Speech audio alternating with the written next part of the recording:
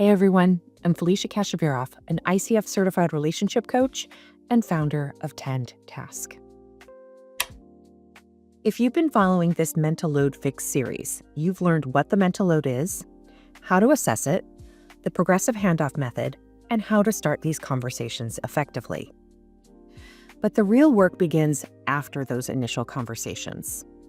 Your partner might enthusiastically agree to take on meal planning, then quietly stop doing it 3 weeks later. They might handle grocery shopping completely differently than you would. Or they might genuinely try, but keep forgetting key steps, leaving you wondering whether to step back in or let things fall apart. Today, we're talking about the messy middle.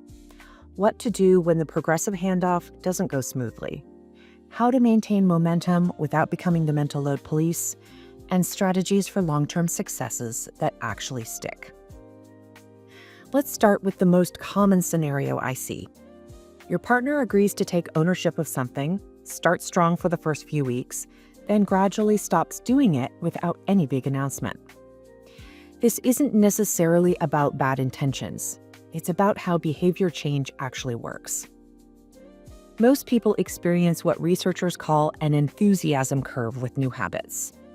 You start with high motivation, encounter the reality of consistent effort, hit a dip in motivation, and either push through to sustainable practice or quietly abandon the effort. This happens with exercise routines, organizational systems, and yes, mental load redistribution. 3 things typically cause the enthusiasm to fade. First, the cognitive load of learning something new. Your partner might not realize just how much mental energy it takes to remember doctor's appointments, track what groceries you need, or coordinate social plans. When they're building these new neural pathways, it genuinely feels harder than when you do it automatically. Second, the absence of immediate positive feedback. When you handle the mental load, you get the satisfaction of things running smoothly. When your partner takes over, they might experience more of the stress and less of the reward initially, especially if they're still learning. Third, the lack of clear systems. Remember that growth mindset concept from part 3? Growth mindset helps you view challenges as learning opportunities, but it needs to be paired with systematic thinking to create lasting change. Most people approach new responsibilities with good intentions, but without the underlying infrastructure that makes them sustainable. For example, if your partner takes over meal planning, they might think, I'll just remember to plan meals each week. But the person who handled it before likely had invisible systems.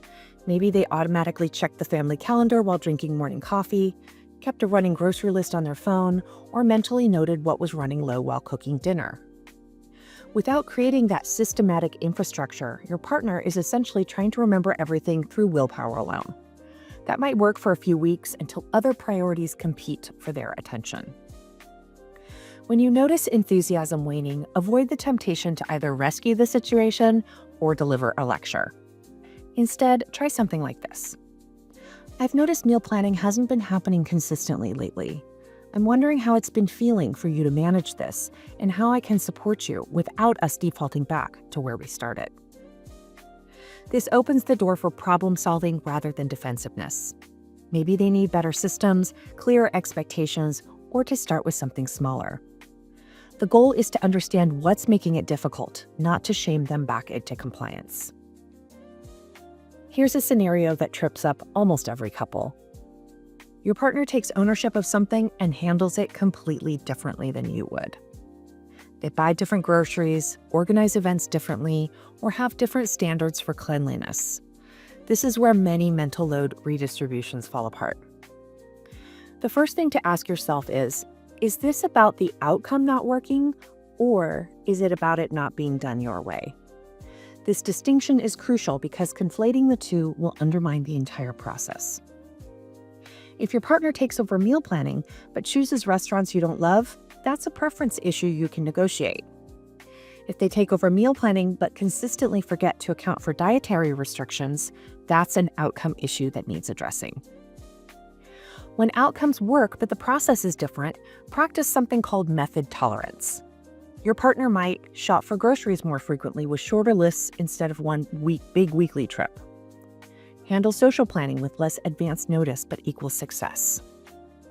Manage household maintenance on a different timeline you prefer.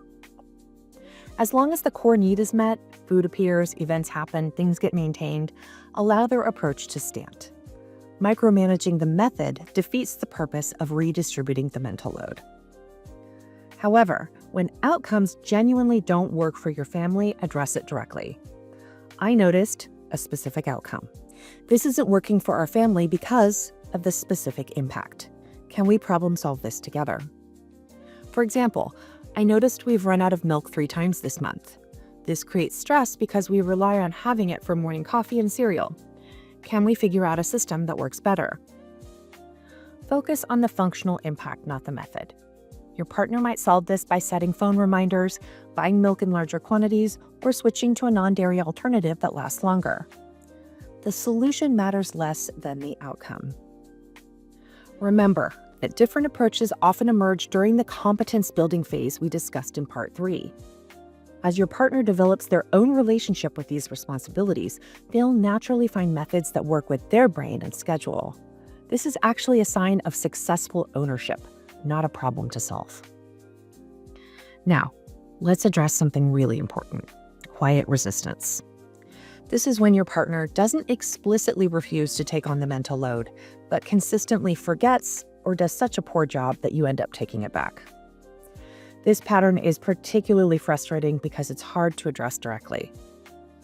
Quiet resistance often looks like consistently forgetting to handle agreed-upon responsibilities, doing tasks so poorly or late that you feel compelled to step in, agreeing to take things on but never actually starting, or making comments like, "You're just better at this," when problems arise.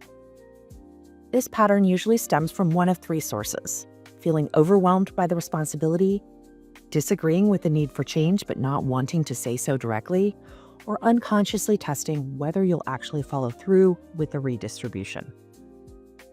The key is addressing it as a pattern rather than getting caught up in individual incidents. Here's a script for addressing quiet resistance directly.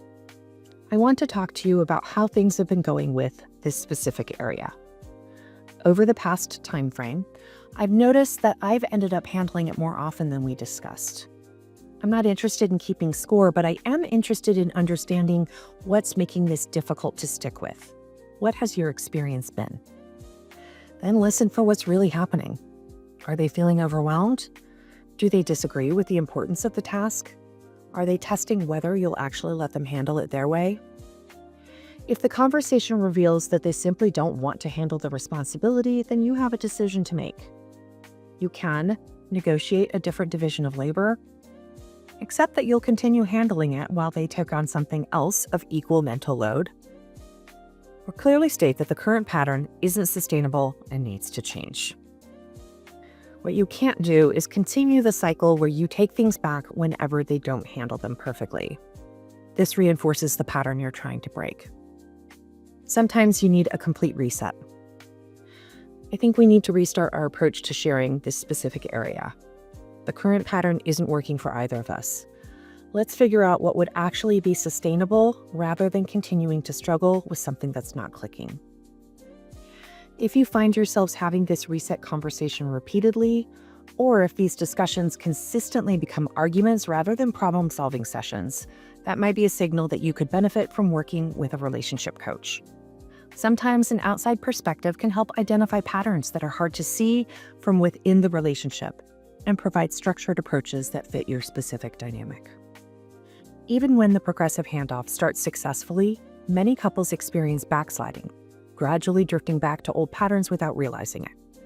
The key here is building systems that prevent backsliding rather than just hoping it won't happen.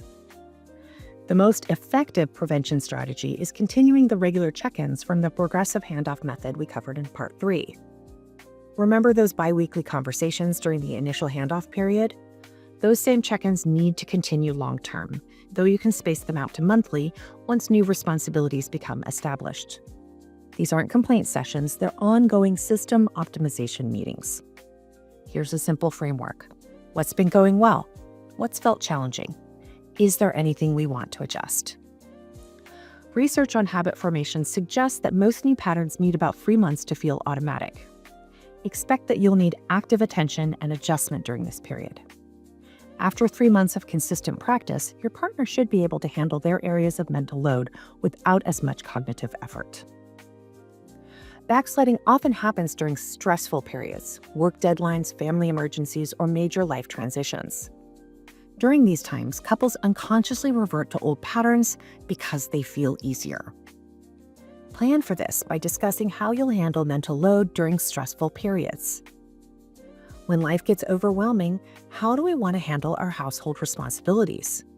Should we temporarily simplify, or do we want to maintain our current system even when things are chaotic?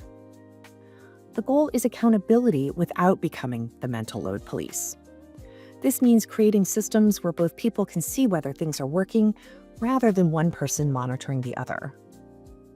Some couples use shared calendars where both people can see upcoming responsibilities.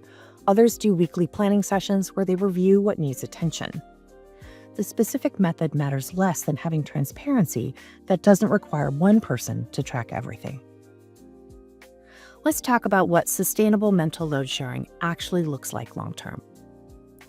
After working with couples through this process, I've identified 3 characteristics of partnerships that successfully maintain equitable mental load redistribution. First, successful couples practice flexible ownership. This means your partner truly owns their areas of responsibility, but you can still provide input or assistance when genuinely needed. Ownership doesn't mean isolation. It means primary accountability with room for collaboration. Second, they regularly recalibrate their systems. Life changes, new jobs, children's changing needs, aging parents, and your mental load distribution needs to evolve accordingly. Couples who maintain equity treat this as an ongoing conversation rather than a one-time fix. Third, they recognize each other's contributions explicitly. When the mental load becomes truly shared, it can become invisible again, but this time to both people. Make sure you're both acknowledging the thinking work each person contributes. Remember that redistributing the mental load is a skill-building process for your entire partnership. You're not just changing who does what, you're developing your capacity to negotiate responsibilities, communicate about household needs, and adapt your systems over time. These are skills that will serve you throughout your relationship. If you've made it through all 5 parts of this series, you now have a complete system for understanding, assessing, and redistributing the mental load in your relationship. You know what the mental load actually is, how to map it in your own family, how to systematically transfer responsibilities, how to communicate about it effectively, and how to troubleshoot when things don't go smoothly. This isn't just about household management. It's about creating a partnership where both people have the mental space to show up fully in your relationship and your individual lives, where both people feel seen, supported, and valued for all the work they contribute. The transformation doesn't happen overnight, and it won't be perfect. But every conversation you have about this, every responsibility successfully transfer, every moment you choose collaboration over resentment, it all adds up to a relationship that works better for both of you. If you want additional support for implementing these strategies, I've created a mini course called How to Get Your Partner on Board. That includes detailed worksheets, conversation templates, and troubleshooting guides for exactly these scenarios. You can find the link in the description. Thank you for joining me for this entire series. I'd love to hear in the comments how your mental load conversations have gone and what you've learned about your own partnership patterns. Remember, you're not just redistributing tasks, you're building a more equitable foundation for your entire relationship.